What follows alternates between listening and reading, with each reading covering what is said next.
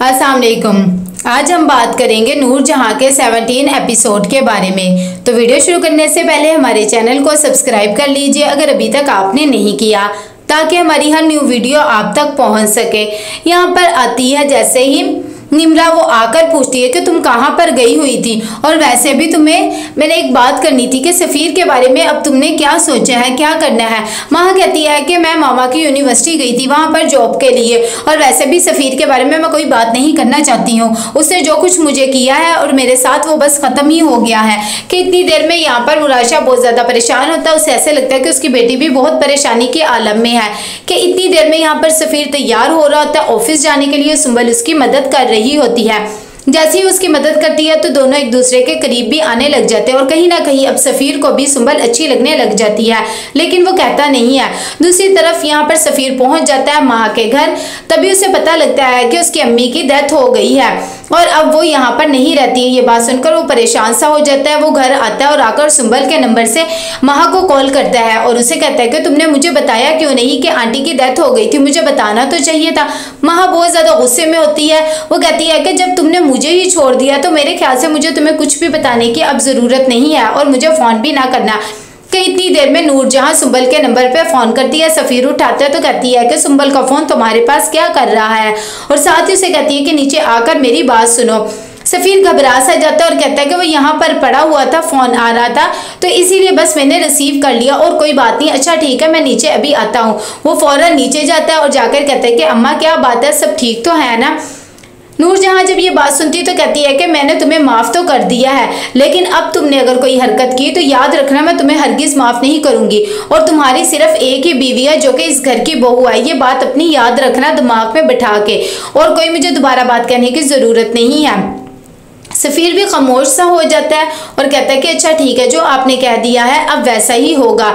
दूसरी तरफ यहाँ पर बहुत ज़्यादा परेशान होती है नूर बानो। वो अपने फ़ोन को सही करने की कोशिश करती है, लेकिन उसका फ़ोन बिल्कुल भी नहीं चलता है। मुराद भी ये सब कुछ देख रहा होता है, लेकिन वो भी उसे नहीं बुलाता है, ना ही नूर बानो से बुलाती है, और वो नीचे आ जाती है। नीचे आकर वो सुंबल को कहती है कि प्लीज़ अपना फ़ोन देना, मैंने जाना है, कैब बुक करवानी है, लेकिन वो साफ मना कर देती है। कि इतनी देर में वहाँ पर सफ़ीना भी आ जाती है और कहती है कि क्या बात है। सुंबल कहती है कि अम्मा ने मना किया है और मैं नहीं चाहती कि अगर मैं तुम्हें बुलाऊं और वो देख लें तो फिर घर में कोई बवाल खड़ा हो जाए, इसीलिए मैं माजरत कर रही हूँ।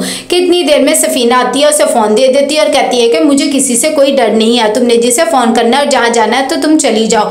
दूसरी तरफ जैसे ही वो जाती है कि वहाँ पर मुख्तार शाह आ जाता है और नूरजहां को कहते हैं कि मैं अपनी बेटी से मिलने के लिए आया हूँ, तुम मेरे लिए हमेशा कमतर थी और कमतर ही रहोगी। ये बात सुनकर नूरजहां कहती है कि अब वो मेरे घर की बहू है और जब तक मैं नहीं चाहूँगी तो मुझसे नहीं मिल सकते, और ये मेरा घर है और मैं ये सब कुछ बातें बर्दाश्त नहीं करूँगी।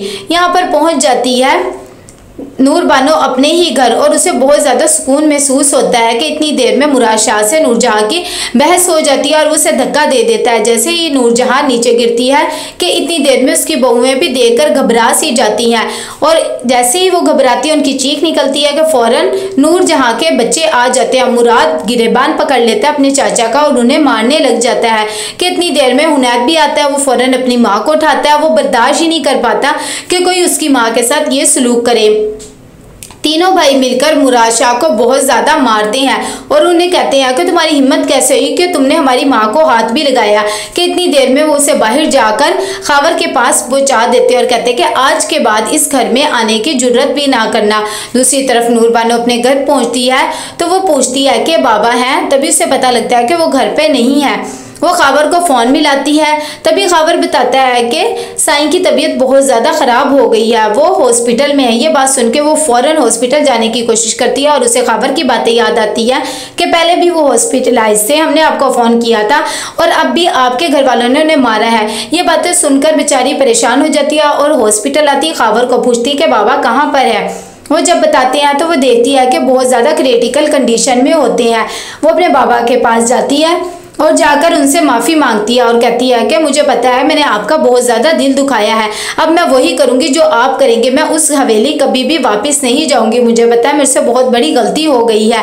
लेकिन ये सब बातें सुनकर मुराद शाह कहता है कि ऐसा नहीं, तुमने उधर जाना है, नूरजहां से बदला लेना है, उसने मेरे साथ बहुत बुरा किया है, मुझे बहुत ज़्यादा मारा है, लेकिन तुम मेरी बदला लोगी। ये बातें कर कर उसकी डेथ वहीं हो जाती है। नूर बानो जब ये सब कुछ देखती है तो अपने हवास ही खो बैठती है, उसे यकीन ही नहीं आता है। दूसरी तरफ नूर जहां आती है और आकर सुंबल से पूछती है कि नूर बानो को बुला कर लाओ। जैसे ही उसका जिक्र आता है तो बहुत ज़्यादा परेशान हो जाती है सफीना। उसे लगता है कि शायद सुंबल अब उसका सच बता देगी, लेकिन सुंबल उसे कहती है कि वो तो घर पे ही नहीं है, मैंने उसे बाहर जाते हुए देखा था, मुझे नहीं पता कहाँ पर गई है। जब नूरजहां ये बात सुनती तो उसे और ज़्यादा गुस्सा आ जाता है और कहती है कि वो मेरी परमिशन के बगैर कैसे कहीं जा सकती है। उसे पता नहीं है कि इस घर में जब तक मैं ना कहूँ बाहर कोई भी नहीं जा सकता। कि इतनी देर में वहाँ पर मुराद भी आ जाता है और कहता है कि वो अपने एक काम से बाहर गई है और मुझे बता कर ही गई है। अभी वो बातें कर ही रहे होते हैं कि हुनैद आता है और आकर बताता है कि चाचा की इंतकाल कर गई है और वैसे भी नूर बानो अपने बाप के पास ही है।